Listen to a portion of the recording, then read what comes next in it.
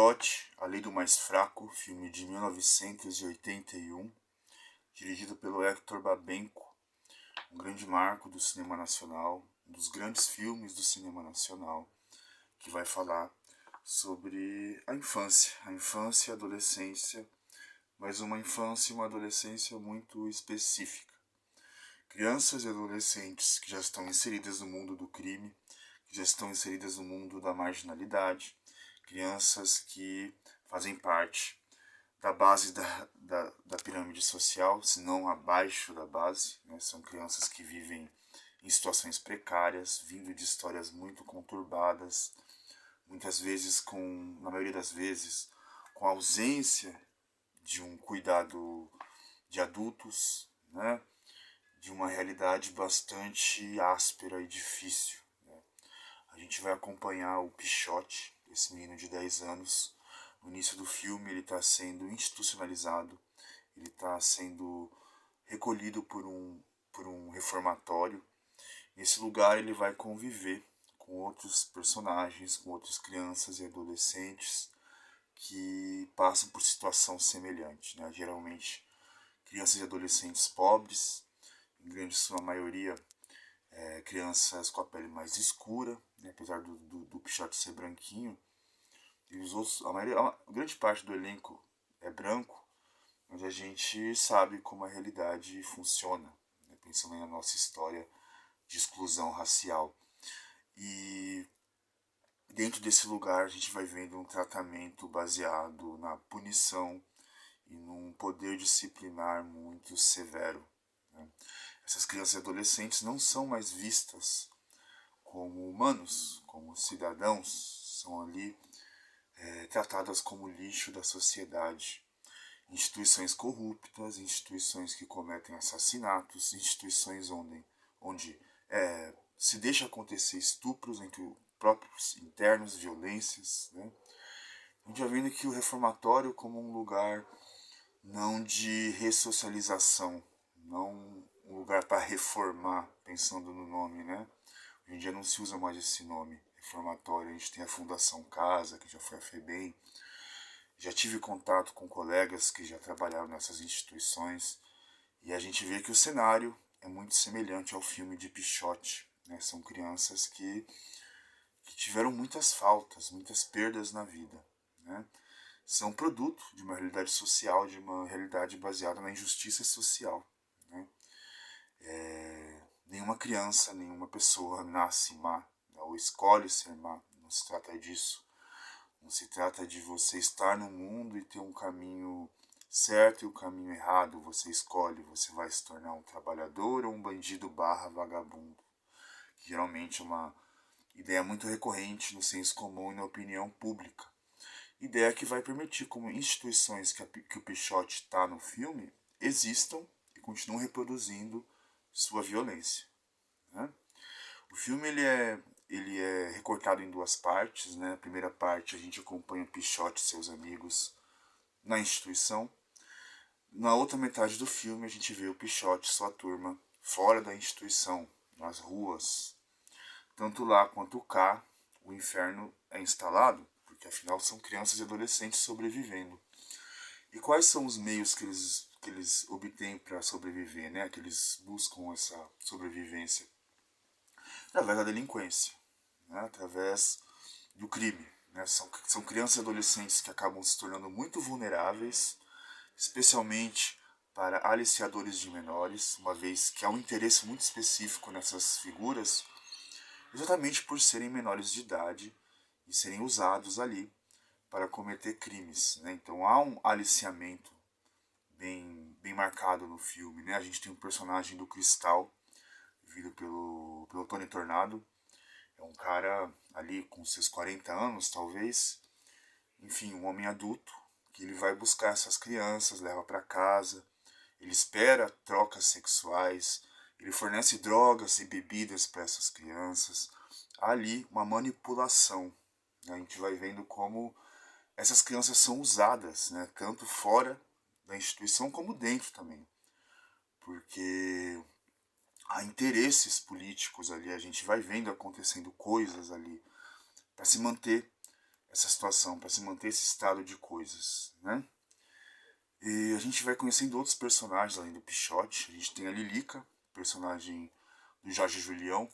A Lilica é uma menina trans adolescente, ela também é institucionalizada.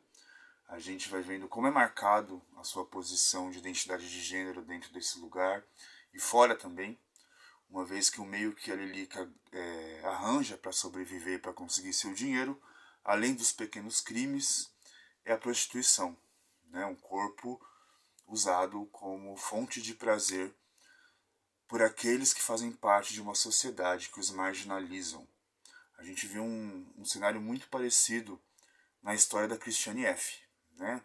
Crianças prostituídas, crianças aliciadas, e são colocadas nesse lugar de marginalidade, são colocadas nesse lugar de escória da sociedade, mas as mesmas pessoas que as colocam nesse lugar são as que consomem seus corpos. Inclusive, eu diria que o Pichote, esse filme aqui, ele seria o equivalente ao filme da Christiane F. lá da Alemanha, né? Foi inclusive lançado no mesmo período, mais ou menos na mesma época, assim, no começo dos anos 80. E não só por mostrar essa realidade crua envolvendo crianças e adolescentes, mas também pelo seu estilo de filmagem, né? Pela abordagem ali que é escolhido para mostrar essa história, né? O filme parece um documentário. O filme tem um ar de realidade muito presente, então torna tudo muito mais difícil de assistir também, né? Porque acontecem coisas terríveis ali, né? Além da Lilica, há outros personagens também, né? O Dito, que é o personagem do Gilberto Moura, ele é namoradinho ali da Lilica, né?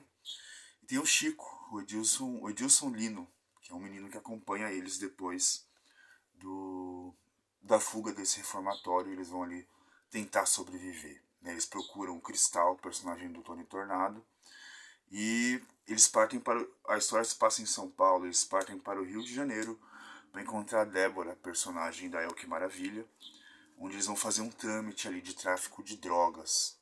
Daí vão acontecendo inúmeros eventos, inúmeras perdas, até que eles chegam na Sueli, personagem da Marília Pera. É uma prostituta, uma garota de programa decadente. A gente vê ali uma realidade bastante pesada, né? A gente vê uma cena em que que ela acabou de fazer um aborto, né? Ela já passou por inúmeros abortos, uma história também de marginalização muito forte, né? E essas crianças, adolescentes, eles passam a proteger essa prostituta, né? Como se fossem ali os cafetões dela, né? E a gente tem essa ligação dos adultos com as crianças, né? Como essas crianças são desumanizadas, como elas não são entendidas como crianças, né? E no final do filme, a gente, depois de muitas tragédias, muitas perdas, inclusive, a gente vai vendo que essas crianças e adolescentes, eles vivem numa lógica tão desesperançosa, que quando alguém morre, um amigo morre, alguém próximo morre, eles sentem a perda, mas passa muito rápido. É como se eles estivessem acostumados a viver tragédia após tragédia. Não sei se há luto, se existe um luto. É muito rápido. Eles têm que partir para outro porque o mundo continua girando e cada dia é um dia de sobrevivência. Então a gente vai vendo ali uma certa dessensibilização. E pensando, né, nessa questão da desumanização dessas crianças, como elas não são mais vistas como crianças, né, seres em desenvolvimento, seres vulneráveis dentro da nossa cultura, tem uma cena final, depois de inúmeras tragédias, inúmeras perdas, que o Pichote ele tá com essa prostituta, a Sueli, e ele vai pro colo dela e passa a mamar no peito dela, né? É uma cena que vai nos mostrar que depois de tudo que a gente viu no filme, tudo que a gente viu o Pichote fazer, ao fim ele era só uma criança, né? Uma criança em busca do colo de uma mãe, em busca de um acolhimento que nunca veio. E é triste porque no final a gente vê o Pichote seguindo o seu caminho sozinho, né? Mais triste ainda é a realidade por trás do filme, né? O Fernando Ramos, o personagem, o ator que interpretou o Pichote, ele foi escolhido pelo Hector Babenco, o diretor, especialmente por conta de sua realidade. Ele era um menino que vivia ali numa favela, numa situação muito precária. No começo do filme, antes de começar a história, a gente tem a imagem dele lá, no barraco onde ele morava, com a mãe. E o Hector Babenco faz essa escolha de forma muito sábia, porque já que não são atores profissionais, são crianças que vivem uma realidade dura e semelhante, passa essa impressão de veracidade, né? A gente tem o olhar do Pichote, um olhar muito triste, né? Um olhar sem alegria. E o olhar desse menino, Fernando Ramos, foi o que motivou o Hector Babenco a escolhê-lo, né? Foi o que fez ele escolher aquele olhar de tristeza. E o Fernando Ramos, infelizmente, ele acabou sendo assassinado. Ele morreu no dia 27 de agosto de 87 pela polícia. E eu vou ler aqui um trechinho desse livro aqui, Cidadão de Papel, do Gilberto Dimenstein, que fala um pouquinho desse caso. O caso, evidentemente, ganhou repercussão. Os policiais que o assassinaram foram suspensos. Houve uma investigação minuciosa. Descobriu-se, então, que Pichote, um menino pobre que morava na periferia de São Paulo, vinha reclamando estar sendo molestado por policiais depois de virar estrela cinematográfica. Era mesmo ameaçado de morte. Alegou-se, como de costume, que houve troca de tiros, só que seu corpo estava cravejado por 6 tiros que vieram de cima. Em outras palavras, ele estava deitado ou ajoelhado. Uma testemunha ouviu Pichote, Fernando Ramos, implorar: "Não me mate, tenho uma filha para criar." Mesmo com a revelação desses detalhes, os policiais foram brindados com manifestações de simpatia. Ganharam flores de habitantes e comerciantes de Diadema, onde Pichote morava. Fernando Ramos, né? Foram espalhadas faixas pelas ruas onde se lia: Pichote era bandido, a sociedade agradece a polícia. Vejam bem como que é a opinião pública em relação a essas pessoas, né? Como se desumaniza fácil essas pessoas. E como é triste, né, a semelhança da ficção com a realidade. O que aconteceu com Fernando Ramos parece o fim do enredo de Pichote, né? Um fim que não tem fim. Acaba com o Fernando, com o Pichote, pensando no filme e na pessoa, né? Mas continua muito presente na nossa cultura, né? Como se desumaniza, como se reproduz um discurso de violência contra essas pessoas, né? Então é isso, né? É muito difícil falar desse assunto porque é um filme muito forte, é um filme que te pega, é um filme que você não vai esquecer, né? A gente está falando de crianças que nunca tiveram nada, que nunca tiveram oportunidade de ter alguma coisa além daquilo que eles vivenciam de forma tão bruta, tão cruel e tão desesperançosa.